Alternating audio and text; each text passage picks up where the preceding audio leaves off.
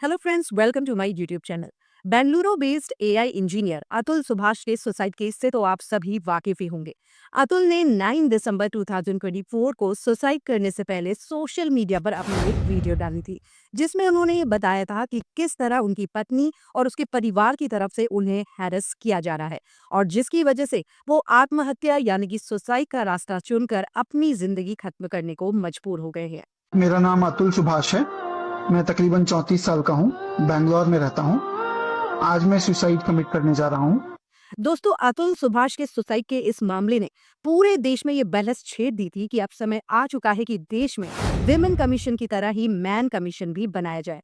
साथ ही men's right को ध्यान में रखते हुए भारतीय न्याय संहिता यानी कि बीएनएस में भी बदलाव किए जाने चाहिए।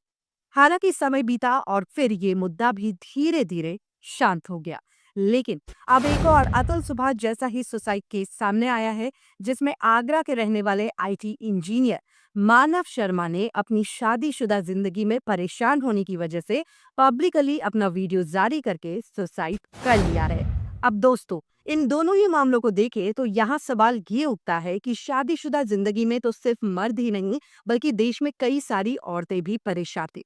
लेकिन आखिर वो क्या वजह है कि हमारे देश के शादीशुदा मर्द ही शादीशुदा जिंदगी के स्ट्रेस को झेल नहीं पा रहे और सुसाइड का रास्ता चुनने को मजबूर हो रहे हैं।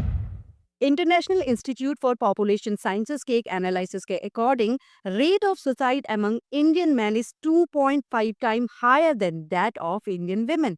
वहीं सुसाइड के मामले में एनसीआरबी यानी कि नेशनल क्राइम रिकॉर्ड ब्यूरो का डाटा भी इसी ओर इशारा करता है। एनसीआरबी के डाटा के अकॉर्डिंग ईयर 2022 में देश में टोटल 1,70,924 लोगों ने सुसाइड कमिट किया, जिसमें 1,22,724 मेल्स एंड 48,172 फीमेल्स थी। वहीं इसमें भी गौर करने वाली सबसे बड़ी बात यह है कि सुसाइड करने वालों में 67% यानी कि अप्रोक्सीमेटली 1,14,485 लोग शादीशुदा थे, जिसमें मैरिड मैन का टोटल नंबर 83,713 था। वहीं मैरिड विमेन का टोटल नंबर 30,771 था। So again the question rises कि आखिर क्या वजह है कि सुसाइड के मामले में इंडियन विमेन के कंपैरिजन में इंडियन मैन का परसेंटेज बढ़ रहा है। Are the Indian man actually emotionally so weak and broken? अगर ऐसा है तो क्यों है? Let's try to understand this in this video. दोस्तों, मुझे पूरी दुनिया का नहीं पता, लेकिन हमारे देश इंडिया में पैट्रियार्की समाज में कुछ इस कदर हावी है कि जब बात एक मर्द की होती है तो कहा जाता है कि मर्द को कभी दर्द नहीं होता, मर्द कभी रोया नहीं करते। अपने घर में भी जब आपने कभी अपने छोटे भाई को रोते हुए देखा होगा तो कभी ना कभी आपके मुंह से भी ये सेंटेंस जरूर निकला ही होगा कि ऐसा क्या हो गया जो लड़कियों की तरह रो रहा है। यानी कि इंडिया में लड़कों को रोने तक का अधिकार नहीं है। जो रो रहा है वो मर्द ही नहीं है। इंडिया में आज भी एक बॉय चाइल्ड की परवरिश कई घरों में ऐसे होती है जैसे कि वो एक इंसान नहीं बल्कि कोई सुपर ह्यूमन है, जिसे पूरी जिंदगी जिम्मेदारियों तले दबे रहना है एंड हर सिचुएशन में चुप रहकर सिर्फ और सिर्फ स्ट्रांग ही रहना है। वो ना ही किसी सिचुएशन में दुखी हो सकता है, ना ही किसी सिचुएशन में रो सकता है और ना ही अपने मन की बात किसी और से कर सकता है। अगर ऐसा वो करता है तो उसकी मर्दानगी पर सवाल खड़े हो जाते हैं और एक कमजोर मर्द वो कहलाया जाने लग जाता है। इस तरह की सिचुएशन में अगर मैं ये कहूँ कि Indian man are the patriarchy hidden victims, तो ये शायद गलत नहीं होगा। सालों से हम इसी पर चर्चा करते आ रहे हैं कि पितृसत्तात्मक समाज में महिलाएं ही सबसे ज्यादा प्रताड़ित है, लेकिन कड़वी हकीकत ये भी है कि पुरुष भी इसमें उतने ही प्रताड़ित है। लेकिन अफसोस की बात कि इस बारे में कोई बात ही नहीं करना चाहता। As per many experts and psychologist, suicide के मामले में इंडिया में आज कंपेयर टू वुमेन जो मैन की परसेंटेज ज्यादा है, उसके पीछे की बड़ी वजह यही पैट्रियार्की प्रेशर है जो एक मर्द के ऊपर ताउम्र रहता है।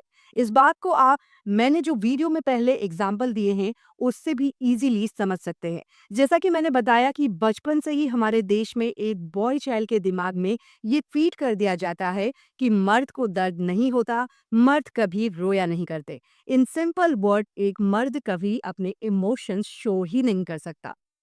ये एक बड़ी वजह है कि in India rarely a man speaks to his friends और family about his personal problems and emotional breakdowns. जिसकी वजह से वो अंदर ही अंदर अपनी परेशानी में घुटता रहता है एंड इसी से उभरने के लिए कई बार वो नशे का सहारा भी लेता है। एंड लास्टली जब सिचुएशन बहुत ही ज्यादा खराब हो जाती है तो वो मजबूरन जिंदगी खत्म करने के लिए सुसाइड का रास्ता चुन लेता है। I think Indian man really needs to talk about their issues, क्योंकि बात करने से ही बात बनती है एंड हर प्रॉब्लम का कोई ना कोई सॉल्यूशन तो जरूर निकल ही आता है।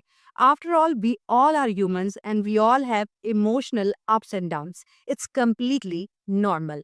वहीं जहां तक बात कानून व्यवस्था की है तो आई टोटली एग्री कि जिस तरह से कई मामलों में विमेन उनके प्रोटेक्शन के लिए बनाए गए लॉज का मिसयूज करती हैं, उसे देखते हुए गवर्नमेंट को भी कानून व्यवस्था में भी जरूरी बदलाव करने की जरूरत है, जिससे कि हर किसी को उचित न्याय मिल सके। देश में सामने आ रहे अतुल सुभाष और मानव शर्मा जैसे सुसाइड केसेस के बारे में आप क्या सोचते हैं? आपको क्या लगता है कि इसके पीछे क्या वजह हो सकती है? कमेंट सेक्शन में लिखकर जरूर बताइएगा। जल्दी मिलते हैं एक और ऐसी ही वीडियो के साथ। तब तक के लिए take care and bye bye.